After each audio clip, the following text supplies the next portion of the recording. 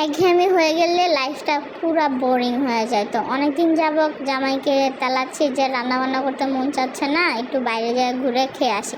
তখন ওর কাছে তো টাইমই নেই, সকালে যায় একদম রাত্রে আসে।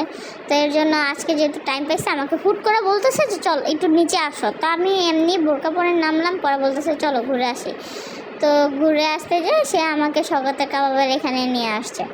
তো এখানে আসার পরে বলতেছে যে এখানে আজকে আমরা ডিনার করব।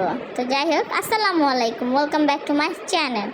আজকে আমরা ডিনার করতে আসছি শওকতের কাবাবের এখানে। এত ভিড় ছিল এই জায়গায়, বিশ্বাস করবেন বসারই সুযোগ পাচ্ছিলাম না। দাঁড়ায় অর্ডার দিছি, সিট খালি হয়েছে, তারপর আমরা সিটে মানে আমাদের খাবারও আসছে, আমরা সিটে বসতে পারছি।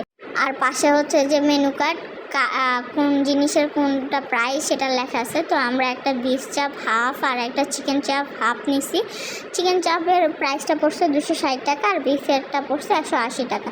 আর সাথে তো পরোটা আছে। ট্রাস্ট মি, ওদের চাপগুলো এত মজা লাগছে, মানে খুব ভালো লাগছে। এই চিকেন চাপের সাইজ দেখছেন, মানে এত বড় ছিল। যাই হোক, দুজন মিলে পুরো পেট ভরে খাইছি। আর সালাদেরটা অনেক জোস। আর এখান দিয়ে আমার ছেলেকে অনেকবার ডাকছি, উঠে না, সে ঘুম। তো আমি বলতেছিলাম যে আমাকে একটু ভিডিও করে নাও, আমি তাহলে এটা ব্লগে দিতে পারবো। তো যাই হোক, একটুখানি ভিডিও করছে। এরপরে ও একটা গরুর মগজ অর্ডার করছে, একটা চাপ টাইপের।